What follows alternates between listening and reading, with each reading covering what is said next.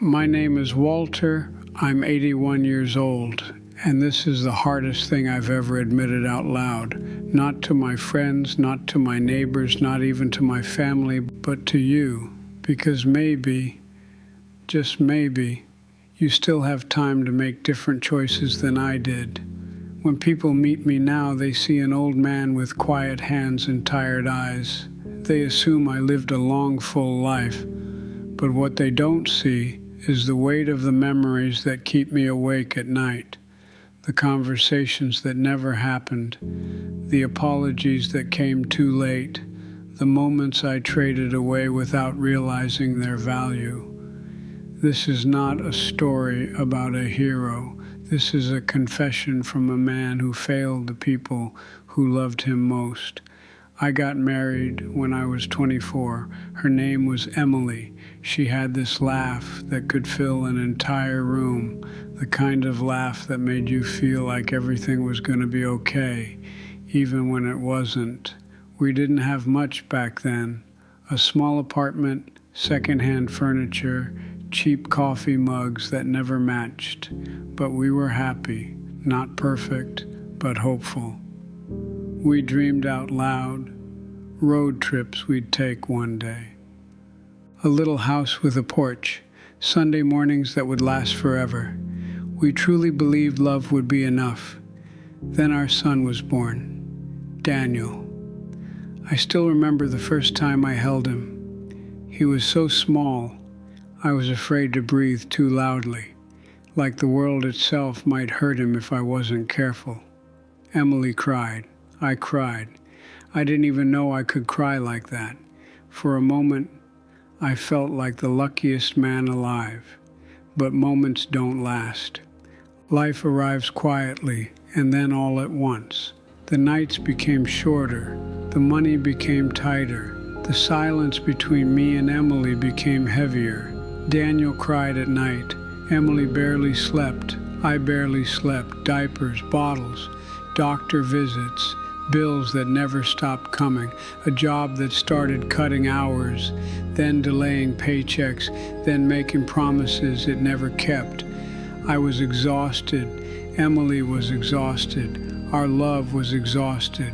And instead of leaning toward my family, I started leaning away from them. At first, I told myself I just needed space, a little more time at work, a quiet drink with friends, an hour where nobody needed anything from me.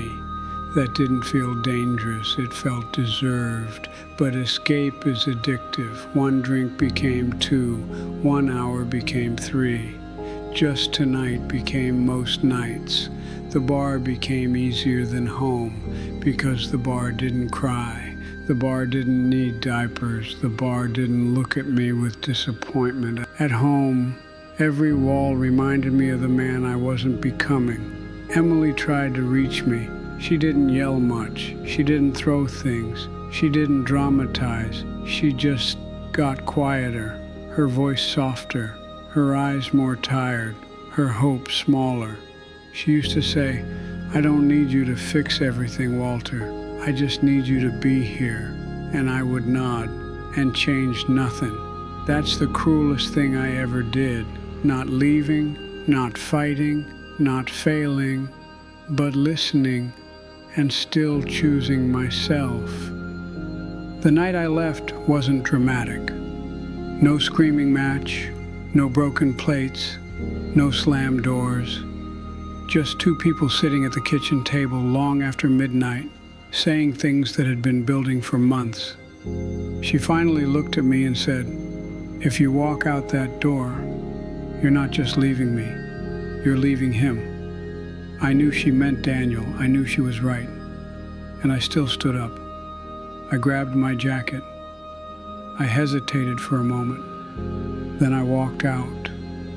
Daniel was 3 years old. He probably doesn't remember my face from that night, but I remember his. He was sitting on the floor with a little toy truck, pushing it slowly back and forth. When I stood near the doorway, he looked up at me, and he smiled, that innocent, trusting smile. He didn't know what was happening. He didn't know his world was about to change. He just knew his father was in the room. And I left anyway. I told myself I'd still be involved. I'll call every week. I'll visit on weekends. I'll send money when I can. I meant it. I truly did. But intention without action is just another lie we tell ourselves. Weeks passed, then months, then birthdays started slipping by. Phone calls became awkward. Visits became uncomfortable. Silence became normal. It's easier to disappear slowly than to admit you've already left. Life moved on. New jobs, new cities, new routines. I dated. I distracted myself. I stayed busy. Busy is a dangerous thing. Busy makes you feel productive while your life quietly rots underneath. Sometimes I'd see a father holding his child's hand in a grocery store. Sometimes I'd hear a boy laugh in a park. And for a second, just a second, something would ache inside me, but I would push it away. I'll reach out soon, I told myself. Next month, next year, when things settle down. Things never settle down. Life just moves on without you. I saw Daniel grow up through fragments.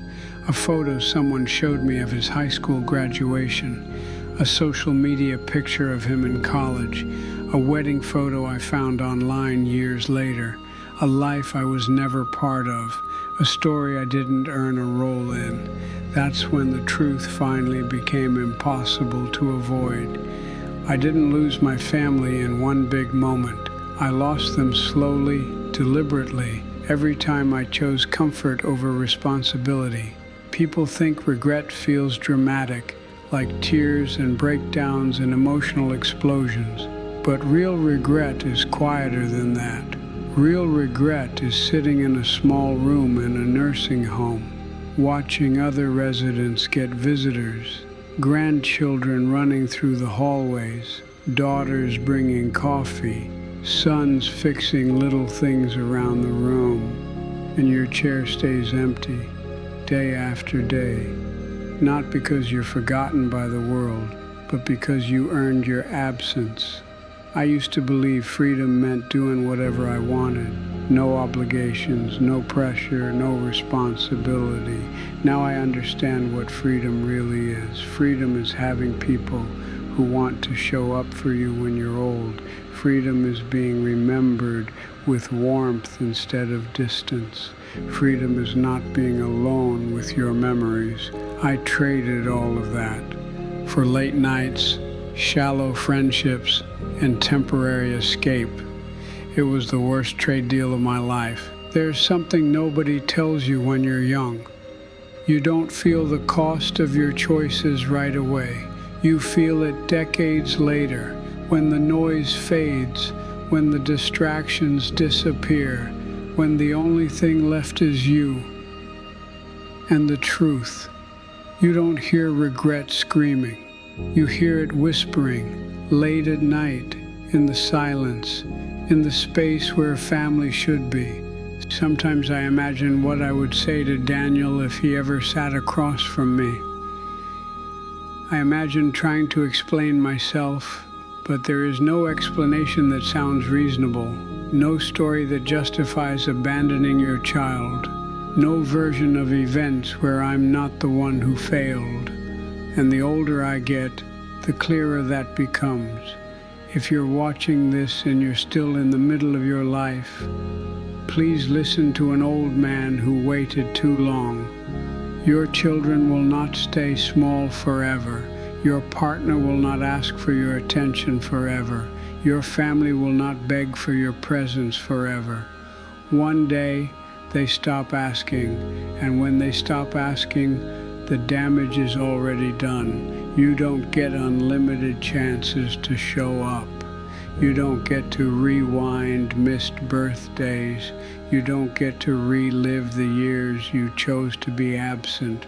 Life keeps perfect records, even when you pretend it doesn't.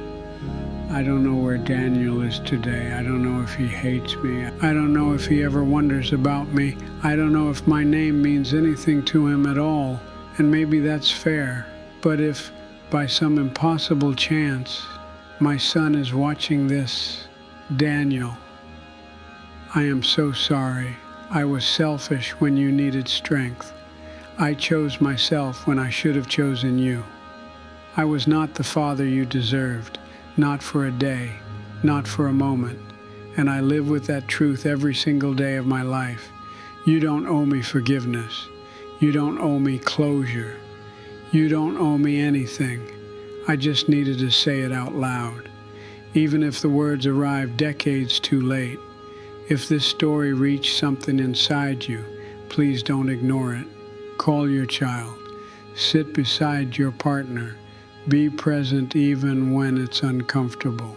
Choose your family even when it's exhausting, especially when it's exhausting, because one day the house will be quiet, the phone will stop ringing, the years will feel very short, and all you will have left are the choices you made. If you feel comfortable sharing, I'd like to ask you one simple question.